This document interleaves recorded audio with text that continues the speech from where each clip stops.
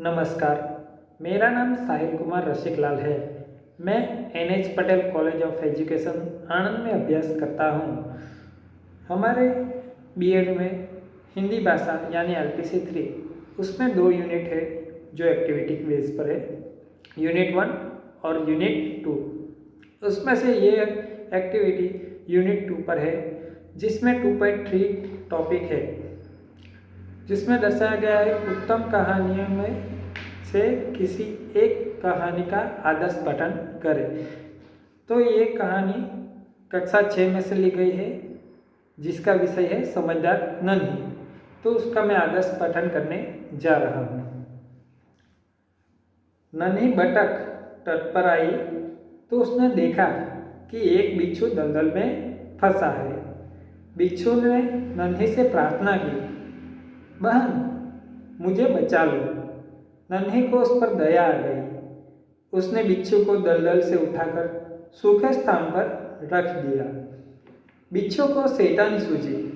उसने नन्ही को डंक मार दिया। नन्ही पीड़ा से तड़प उठी। उसने बिच्छू से पूछा, क्यों भाई, तुमने मुझे डंक क्यों मारा? बिच्छू लापरवाही से बोला, क्या करूं, डंक मारना मेरा स्वभाव है। नन्ही बोली, तुम यह गंदी आदत छोड़ दो, नहीं तो कोई मुसीबत में तुम्हारी रक्षा नहीं करेगा। बिच्छू उसकी बात अनसुनी कर आगे बढ़ गया। नन्ही अपनी माँ के पास नदी में चली गई। माँ ने पूछा, नन्ही बेटा, तुम कहाँ रह गई थी? नन्ही बोली, माँ, एक बिच्छू दलदल में फंस गया था, उसे बचाने में देर हो गई। माँ खुश होकर बोली, बेटी, यह तुमने बहुत अच्छा काम किया है।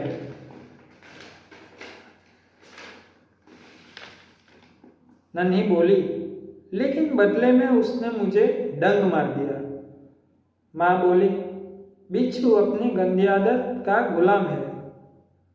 तुम उसे चाहो कितनी बार बचाओ, वह बार बार डंक मारता रहेगा।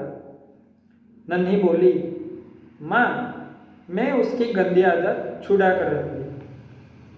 कुछ दिन बाद बिच्छू के प्राण पुनः संकट में पड़ गए। इस बार वह पानी की धारा में जा गिरा और डूबने उतरने लगा।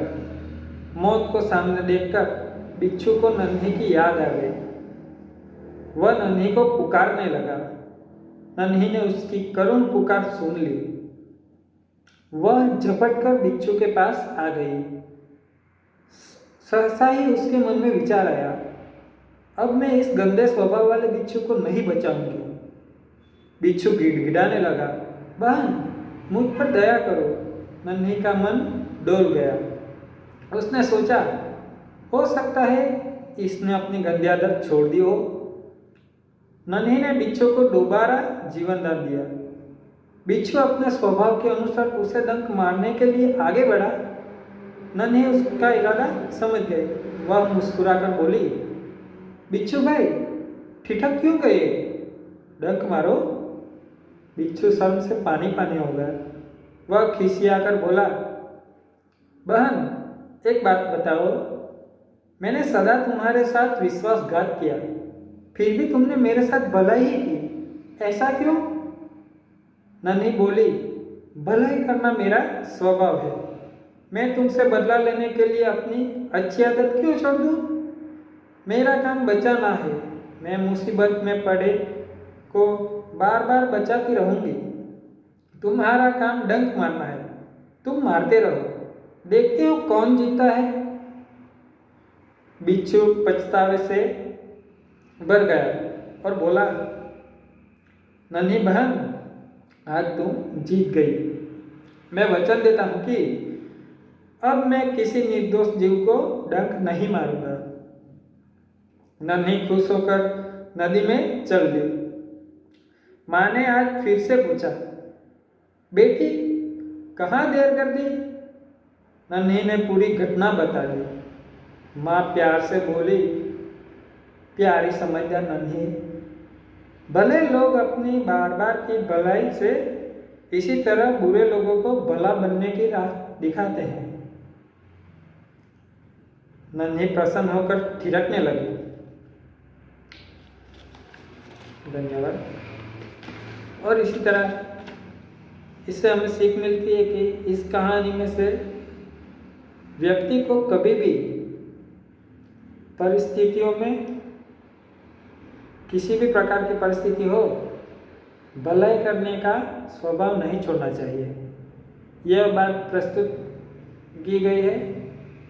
हमारे समाज में कुछ लोग का स्वभाव बुरा हो सकता है, लेकिन हमें अपना अच्छा स्वभाव नहीं छोड़ना चाहिए। आभार।